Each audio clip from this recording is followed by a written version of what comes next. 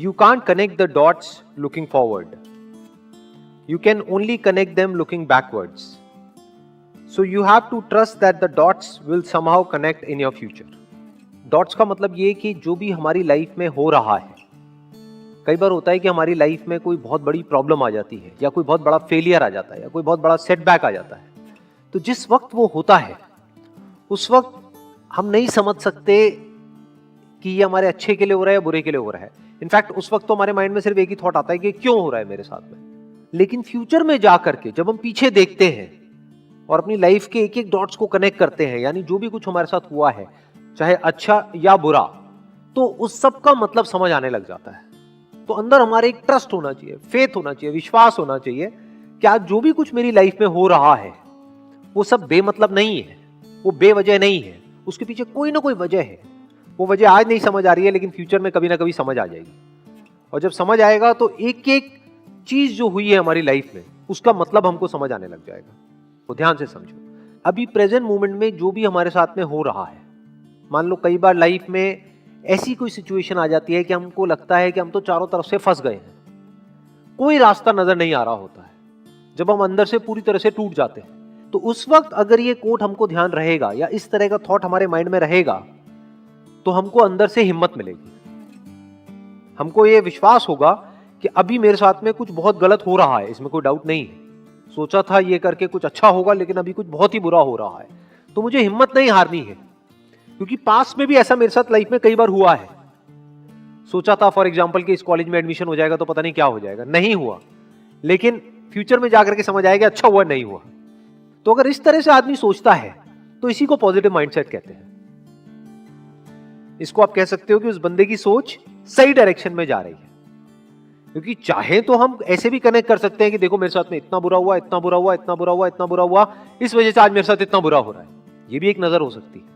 लेकिन यहां पर उस नजर की बात नहीं हो रही है. यहां पे क्या बात हो रही है कि पास में जो भी कुछ हुआ उसकी वजह से आज क्या अच्छा हो रहा है, हमारा ध्यान वहां पर जा रहा है.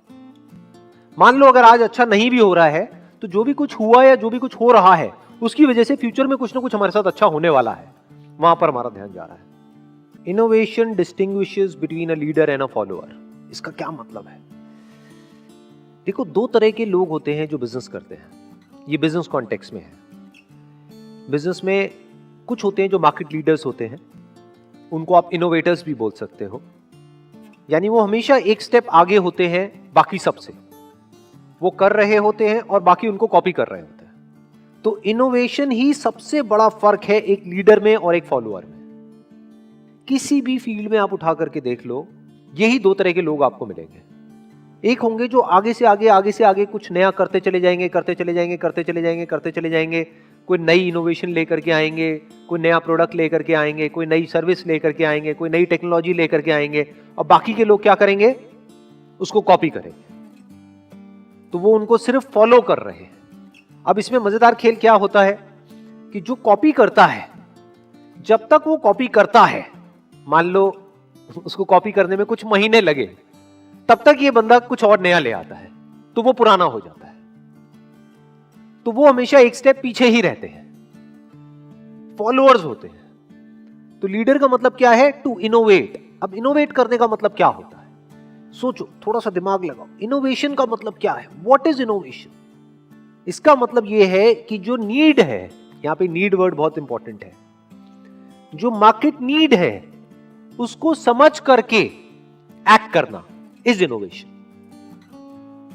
उसको आप नीड भी कह सकते हो, प्रॉब्लम भी कह सकते हो, और उस प्रॉब्लम का सॉल्यूशन निकालने का मतलब अपॉर्चुनिटी होता है.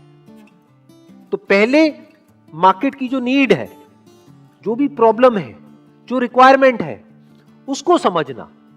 तो जो लीडर्स है उनका ध्यान कहां होता है? अपने कस्टमर पे, कि एग्जैक्टली कस्टमर क्या चाह रहा है, कस्टमर की नीड क्या है, कस्टमर की लाइफ को हम और कंफर्टेबल कैसे कर सकते हैं, कस्टमर जो एक्सपेक्ट कर रहा है उससे भी और आगे हम कैसे जा सकते हैं. अगर कस्टमर सेटिस्फाइड भी है तो ऐसा कैसे हो कि उसको हम डिलाइट कर दें. कस्टमर सेटिस्फाइड है लेकिन लीडर होगा तो वो तब भी नहीं रुकेगा. फॉलोअर्स रुक जाएंगे, वो कहेंगे कस्टमर सेटिस्फाइड तो है, अब क्या करने की जरूरत है. वो कहेगा सेटिस्फाइड तो है लेकिन क्या हम उसको डिलाइट कर सकते हैं. तो जो लीडर्स होते हैं वो कॉन्स्टेंटली इनोवेट करते ही रहते हैं. ये एक लीडर की क्वालिटी होती है. लीडर्स ये देखते हैं कि क्या हो सकता है, कि फ्यूचर कैसा होगा, और जो फॉलोअर्स होते हैं जो हो चुका होता है बस उसी को रिपीट करते रहते हैं, उसको कॉपी करते रहते हैं। ये एक बहुत बड़ा डिफरेंस है एक लीडर में और एक फॉलोअर में। तो जब मार्केट चेंज होती है, जब इंडस्ट्री पूरी की पूरी चेंज हो जाती है, जब टाइम चेंज होता है, और उससे बड़ा एग्जांपल आज के टाइम में हमको मिल नहीं सकता है कि कुछ ऐसा हो रहा है जो पिछले 100 साल में नहीं हुआ है। यानी कई महीनों से पूरा का पूरा जो वर्ल्ड है वो लॉकडाउन में है। तो क्या हुआ है, बहुत सारी इंडस्ट्रीज पूरी तरह से खत्म हो गई, या ये कह लो जो तरीका था काम करने का पिछले कई सालों से वो पूरी तरह से बदल गया है। तो ऐसी कंडीशन में दो तरह के लोग निकल करके आएंगे, एक जो लीडर्स होंगे, दूसरे जो फॉलोअर्स होंगे। फॉलोअर्स रो रहे होंगे, क्यों? क्योंकि कभी उन्होंने इनोवेशन को समझा ही नहीं, इनोवेट कुछ किया ही नहीं, सिर्फ फॉलो किया। यही एक बहुत बड़ा डिफरेंस होता है एक लीडर में और एक फॉलोअर में।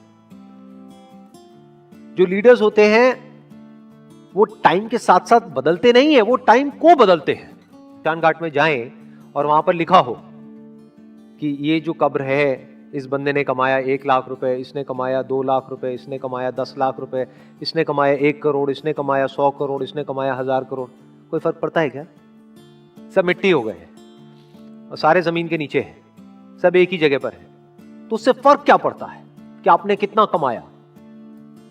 ये बहुत बड़ी स्टेटमेंट है। ये जो बात कही जा रही है ना, ये कोई ऐसा बंदा बोल सकता है जिसने बहुत बारीकी से लाइफ को ऑब्जर्व किया हो।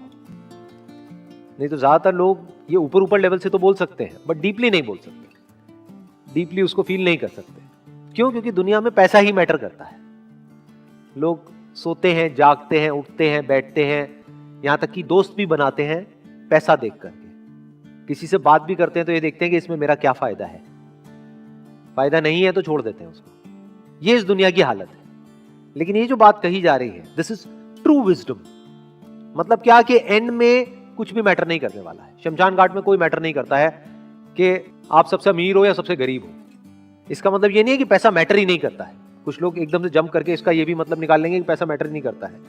वहां मैटर नहीं करता है, पहले तो मैटर करता है, क्योंकि जीने के लिए भी पैसा चाहिए ना। जैसे हवा पानी चाहिए तो जीने के लिए पैसा चाहिए आपको, तो पैसा मैटर करता है, लेकिन एट द एंड मैटर नहीं करता है। एट द एंड का एक और वर्ड भी हम यहां पे यूज कर सकते हैं, अल्टीमेटली, फाइनली। पैसा मैटर नहीं करता है।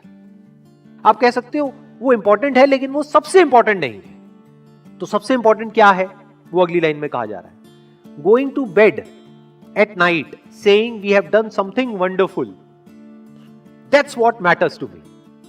क्या कमाल की स्टेटमेंट है। अपने आप को क्या बोल रहे हैं सोने से पहले? कि आज का दिन बड़ा अच्छा था, आज मैंने कुछ ढंग का किया है, आज मैंने कुछ ऐसा किया है जो करने लायक था, जो करना चाहिए था, वो नहीं जो मुझे करना पड़ा। आज मैंने कुछ नया सीखा है, आज मैंने कुछ नया किया है, आज मैं पहले से बेटर हुआ हूं, आज मैंने ग्रो किया है। सिर्फ बाहर से नहीं, अंदर से भी ग्रो किया है। ये मैटर करता है।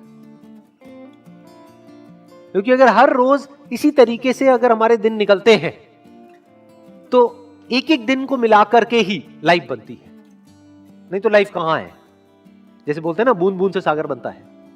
बिल्कुल इसी तरह से एक एक दिन को मिलाकर के ही तो आप कह सकते हो कि लाइफ अच्छी है, बुरी है। तो अगर हमको काम करना ही है तो किसके लिए करें? To create something wonderful.